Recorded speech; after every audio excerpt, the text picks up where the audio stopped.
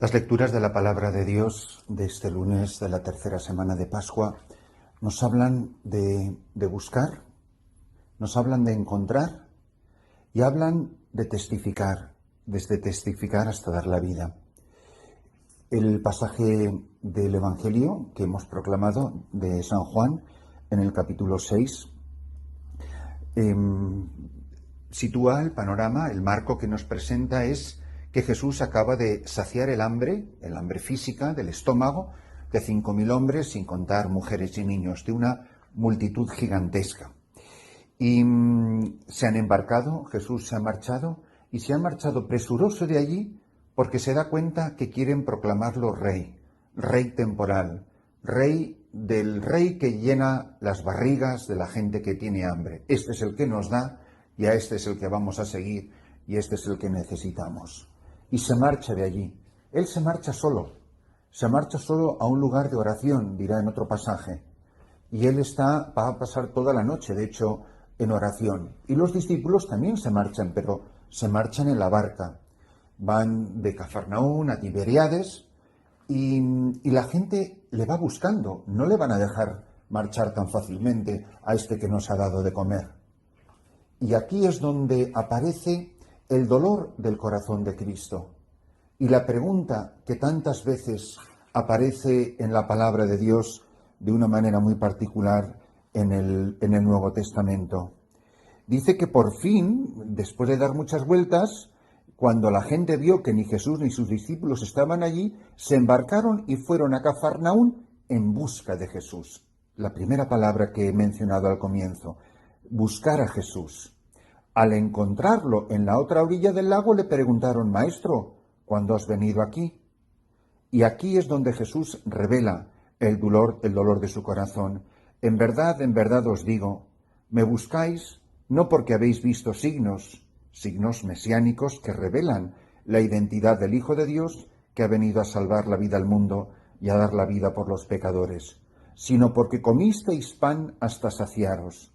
Trabajad no por el alimento que perece, sino por el alimento que perdura para la vida eterna, el que os dará el Hijo del Hombre, pues a éste lo ha sellado el Padre, Dios.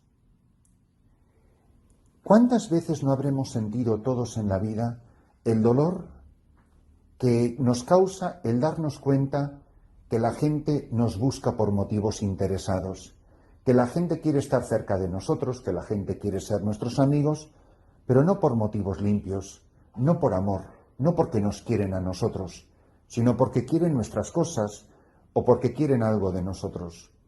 Me buscáis porque os di de comer, pero no habéis entendido el signo.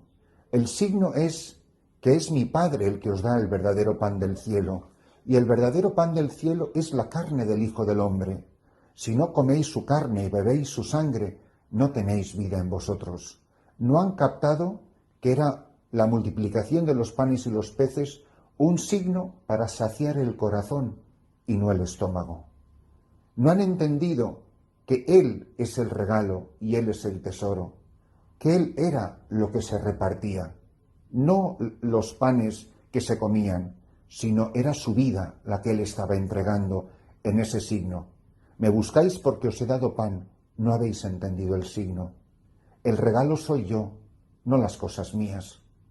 ¿Cuántas veces no busca la gente a Jesús en una iglesia, en un retiro, en un encuentro carismático o de otra espiritualidad? Porque estamos buscando algo, una misa de sanación. Oiga, lo importante de la misa no es la sanación, es recibir a Jesús, su cuerpo y su sangre que nos da vida o vida eterna. Porque si te levantan de una silla de ruedas y te mueres en pecado mortal, te vas al infierno. ¿Cuántas veces no aparecerá Jesús diciendo: anda, vete y no peques más, no sea que te ocurra algo peor? ¿De qué nos sirve a nosotros recibir la sanación del cuerpo si eso va a contribuir a que se pierda nuestra alma? ¿Por qué buscamos a Jesús? Esta es la primera pregunta de esta homilía de hoy.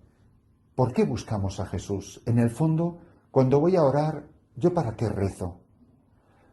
El padre Gonzalo Mazarrasa tiene una canción preciosa que dice: déjame estar contigo, déjame estar aquí y echar en el olvido todo el tiempo que perdí. Déjame estar contigo. El mayor regalo, el único regalo, lo único que queremos de Jesús es estar con Él. No el pan que me das, sino el pan que eres tú, estar contigo, tenerte a ti. Eres mi tesoro, el pan que ha bajado del cielo y da la vida al mundo. Se repite la pregunta, nosotros, ¿por qué buscamos a Jesús? Mirad, un niño, que era el Hijo de Dios, en el templo, le pregunta a la mismísima Virgen María, a la Santísima Virgen María, Madre de Dios, Reina de los cielos y todas las letanías laureanas. Le pregunta, ¿por qué me buscabais? Le dice él a María y a José, un niño de 12 años, en los labios de un niño de 12 años, Dios interroga al hombre, ¿por qué me buscas? Cuando Juan señala a los discípulos que ese es el Cordero de Dios que quita el pecado del mundo, y se levantan y le siguen, Jesús se da la vuelta y dice, ¿qué queréis? ¿Qué buscáis? No hace falta mencionar en los momentos de la resurrección, cuando María Magdalena está llorando en el templo y le preguntan los ángeles, ¿a quién buscas? En los sinópticos le dice a las mujeres, los ángeles le dicen a la mujer, ¿a quién buscáis? A Jesús el Nazareno, no está aquí. Estáis buscando en el lugar equivocado. ¿No habremos buscado tantas veces cosas equivocadas? ¿O no habremos buscado tantas veces en lugares equivocados?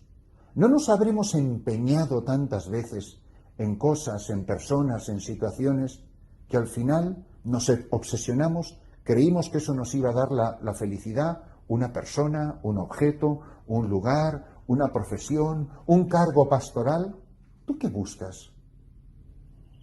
El otro día, hablando con los rectores de aquí, del Seminario de Filosofía de la diócesis de Tambura-Yambio, hablando con el rector y algunos de los sacerdotes formadores, y me contaban algunas de las dificultades que tenían en el discernimiento vocacional con los seminaristas. Yo les dije, mirad, si lo más importante no es, por supuesto, la cuestión académica en la que os estáis esforzando tanto, y me parece una maravilla, porque verdaderamente están poniendo un empeño extraordinario para ser un lugar tan alejado, tan apartado y tan necesitado y tan pobre de medios. Están haciendo un esfuerzo colosal.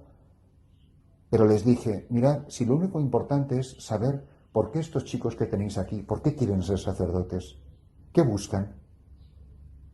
¿Tú por qué quieres ser sacerdote? ¿Qué es lo que te gustaría ser cuando seas sacerdote? ¿Para qué quieres ser sacerdote? ¿En qué te parece a ti que consiste ser sacerdote? ¿Tú qué buscas? Buscar en el lugar equivocado, buscar en personas equivocadas, buscar cargos o tareas o trabajos o encargos que no dan la vida, ni dan la felicidad, ni nos llevan a la vida eterna. Trabajad por el pan que perdura para siempre. Todos los esfuerzos que yo haya hecho, que no me han servido para encontrar el pan que da la vida, que es Cristo, al final de mi vida no ha servido para nada. Por más éxito, por más gloria, por más pompa, por más emperifollado, por más roquete y por más fajín rojo de cardenal. Si es que da igual. Si al final todo eso se pudre en una tumba. Lo único que queda, lo único que dura para la vida eterna, no es lo que entra en el vientre o en la ambición del corazón, sino lo que da la vida al alma, lo que da la vida a las personas. Fijaros cómo Jesús expresa su dolor. Trabajad no por el alimento que perece, sino por el alimento que perdura para la vida eterna, el que os dará el Hijo del Hombre, pues a éste lo ha sellado el Padre Dios. ¿Y qué tenemos que hacer para realizar las obras de Dios? Y le responde Jesús, la obra de Dios es esta, que creáis en el que Él ha enviado. Yo creo de verdad en Jesús, creo en ti, Señor. Creo que eres el centro de mi vida, la razón de mi existencia, la razón de mi sacerdocio, la razón de mi matrimonio, la razón por la cual me levanto cada día y me esfuerzo y voy al trabajo, voy a la universidad, voy a la fábrica, voy a la oficina. Eres tú la razón de mi existir, eres tú la razón de mi vida, eres tú aquel por quien hago las cosas y por quien vivo. Cada uno de nosotros tendrá que preguntarse, me he matado, me he esforzado, sea clero, sea laico, sean en cosas materiales, sean en cargos eclesiásticos, ¿por el pan que perece o por el pan que da la vida eterna? Y en la primera lectura de los Hechos de los Apóstoles nos habla de un hombre que ha encontrado. ¿Recordáis? La primera pregunta era buscar, encontrar. Esteban es un hombre que ha encontrado. Es el martirio de Esteban. Están discutiendo con él los de la sinagoga de los libertos y le odian y no son capaces de derrotar la sabiduría de su corazón, porque es imposible derrotar a una persona que ha encontrado a Cristo. Esteban, el diácono, va a revivir todas las escenas de la pasión y muerte de Cristo. Él es el protomártir, el primer mártir, y mirad cómo su vida es un reflejo precioso de la pasión de Cristo. Discuten con él, no le pueden vencer en su sabiduría, se llenan de odio, se llenan de rencor, deciden atraparlo por sorpresa, se lo llevan preso, deciden su muerte. Dice, entonces empiezan a decir calumnias, como hicieron con Jesús ante el Sanedrín, le hemos oído palabras blasfemas contra Moisés y contra Dios. Y la acusación es muy interesante.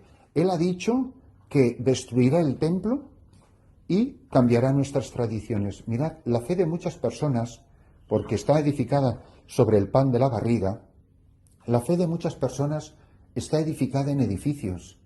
Yo me he quedado pensando muchas veces, ¿y si unos terroristas destruyeran la Basílica de San Pedro?